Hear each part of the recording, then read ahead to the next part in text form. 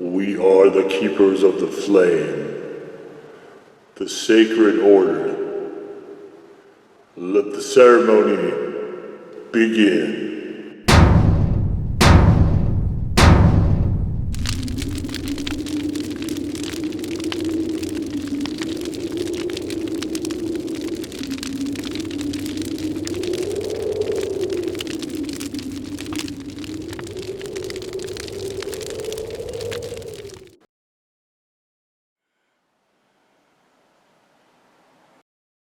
And today, faithful acolytes, we take a look at this. And what this is the 2012 Sauce of the Year winner, the very first Sauce of the Year that I had on the blog. These stars are also fire. And you can check out the blog and the review in the description below. This also was out around the same time as a sauce called Angry Cock. Angry Cock, Happy Beaver, tee-hee.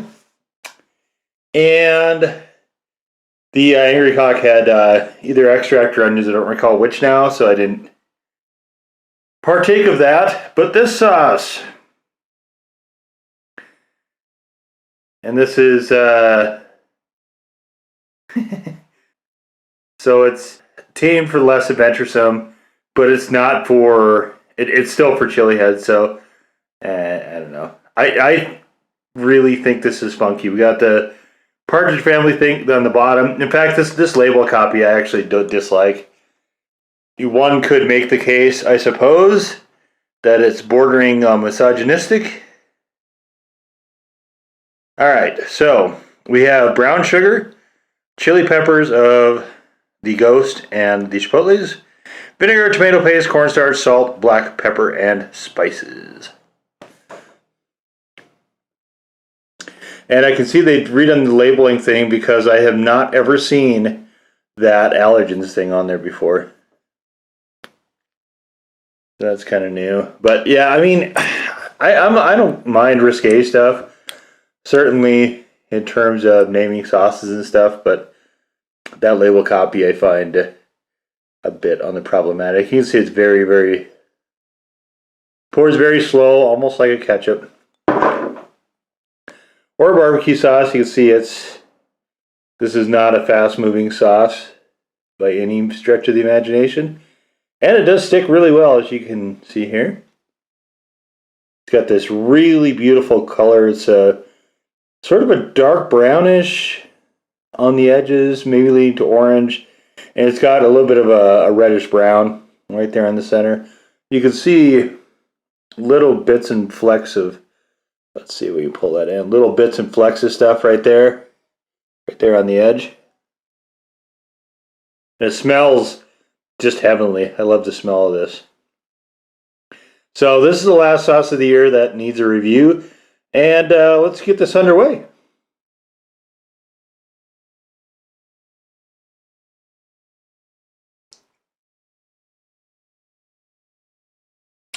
You get that sweet and then a punch from the ghost peppers.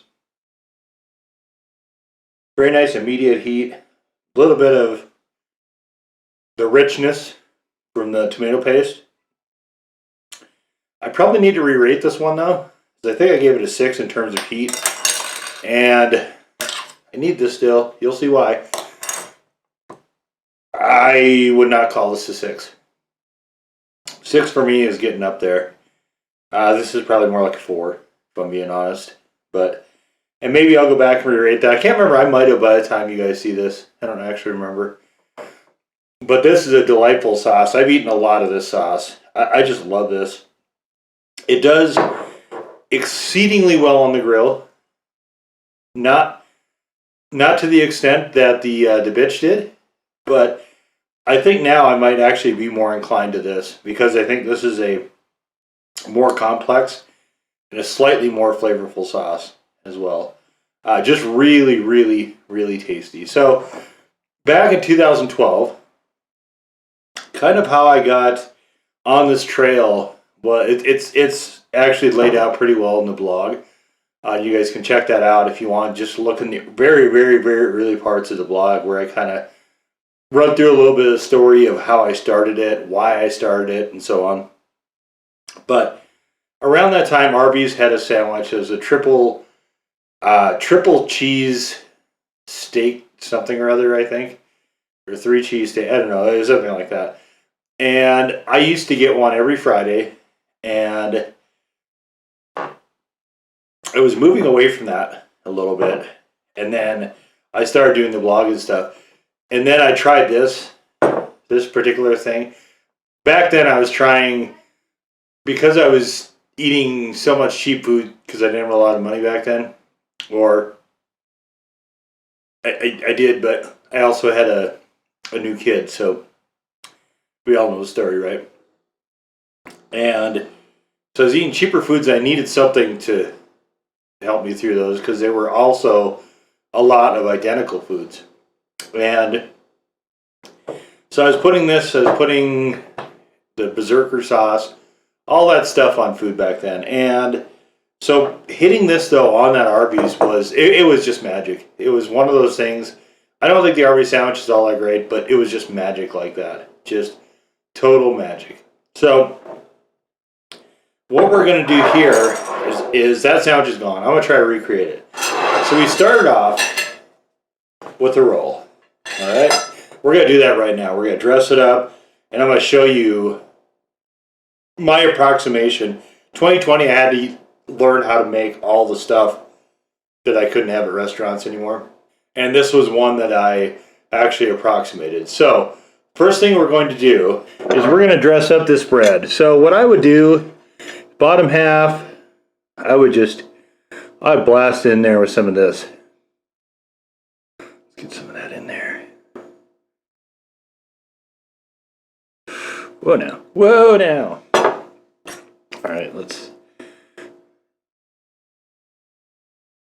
was a little bit better with the pours. This actually seems to have a slightly different consistency. All right, so bottom half of the bun. I didn't toast this. There's limits to how interested I am in actually just faithfully recreating it. So I also made this. So one of their cheeses is a garlic Parmesan ranch. So that's what I did. And I made this from scratch, just tweaked and tweaked to try to get the exact right consistency. It's really thick. And look at how pretty. It's got all those little bits of parsley and whatnot in it. So let's throw this on there. It's a little slightly looser than I would have wanted, I think, but overall it's fine. Certainly it works well enough for me not to feel like I need to recreate it. There's a lot of preservatives and junk in theirs that is not in this, so theirs is much more emulsified. So we throw that on. Let's put that over there. Let's put that here. All right, and then next we need to get the steak on there. And so now I originally made this with a nice shaved steak, and it was good. It was too good. I was trying to recreate the flavor of the sandwich, and I actually made it too well. So it was just too much.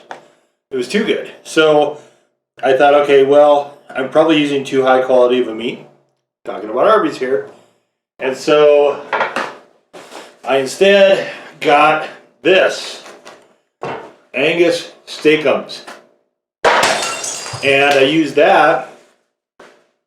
And I have not had that. I have not had this for years. Last time I had it, my thoughts on Steak-Ummm were, it's a product that people are making. That was my entire collection of thoughts on it. So we'll see how this one turns out. Now we also have to put bacon on there. Got some lovely bacon here. Just gonna put that right on there.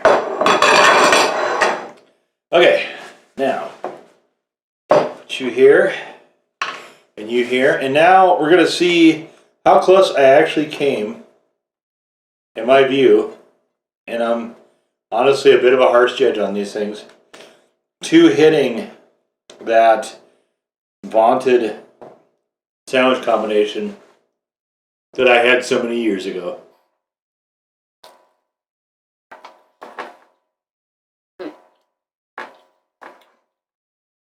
This is much oilier than theirs. I probably did not cook the steak long enough.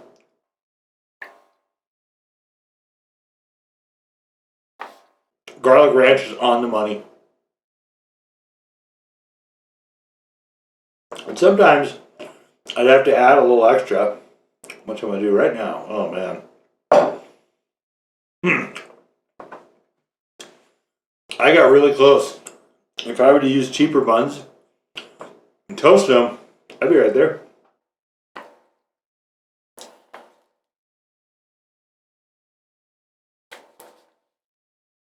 The old fundamentals of heat time machine, baby.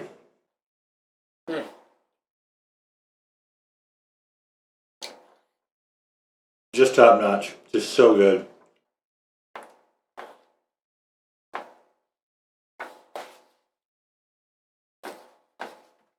And you can make the case this actually approaches the barbecue sauce a little bit.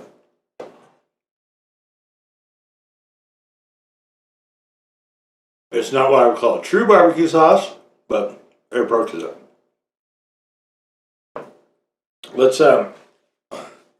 just keep going here.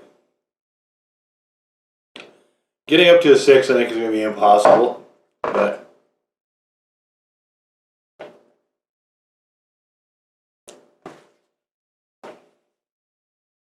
we'll throw some more on. You know, back in those days,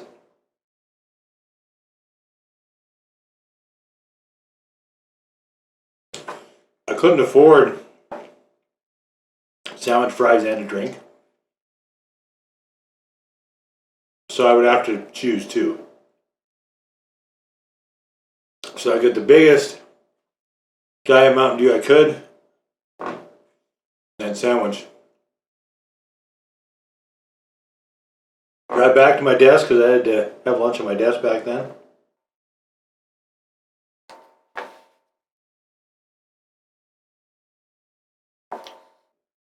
And there we be. Man, this is...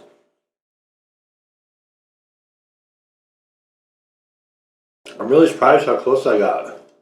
So, if you want to recreate the sandwich, don't use shaved steak. Use this Steak-Ummm. If you're missing the Angus, use the Angus. The effect is actually pretty close. This one is the meat a little bit softer. So, you're probably going to need to actually either pan fry it or cook it a little bit more. Flavor-wise, it's quite similar.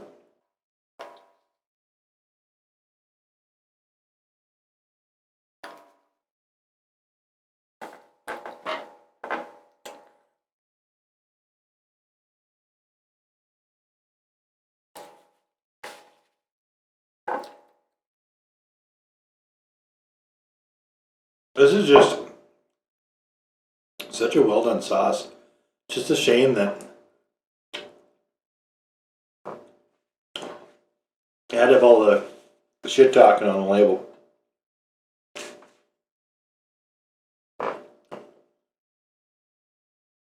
Yeah, this is more like a 4.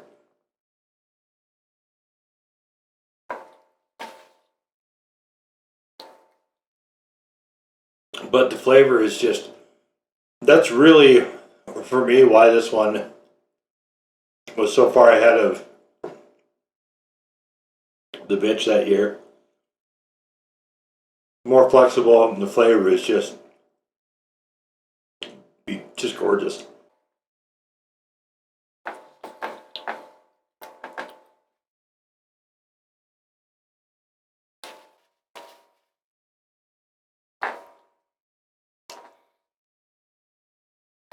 This is actually quite a bit bigger than the Arby sandwich also.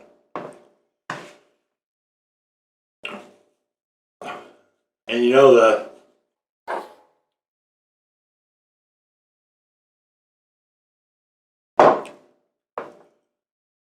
it didn't, it cost me just a little bit more to recreate it. Not a lot. And if I make it again with the actual shaved beef, that'd be a whole lot better.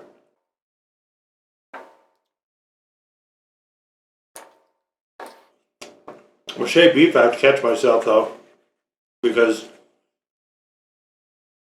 you know, you have shaved beef, right? The automatic inclination is to start thinking Philly cheesesteak.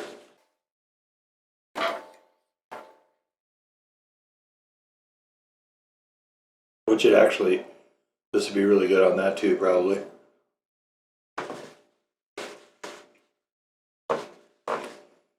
But that's a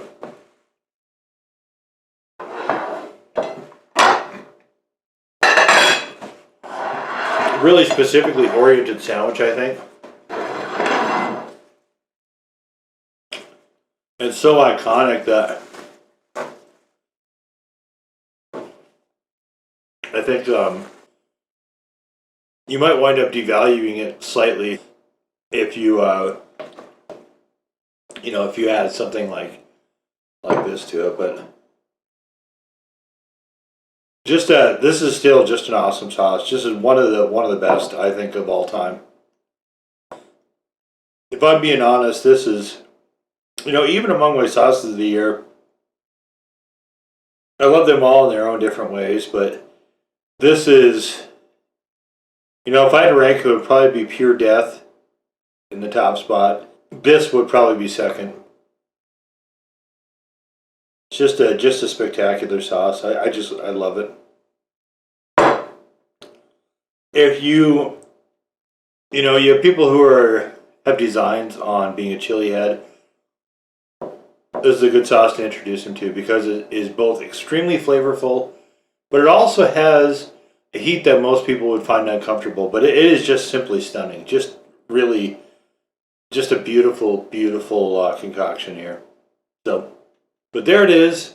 CaJohn's Angry Beaver Hot Sauce and my 2012 Sauce of the Year for the Stars Are Also Fire blog. Now go forth in peace to serve the flame.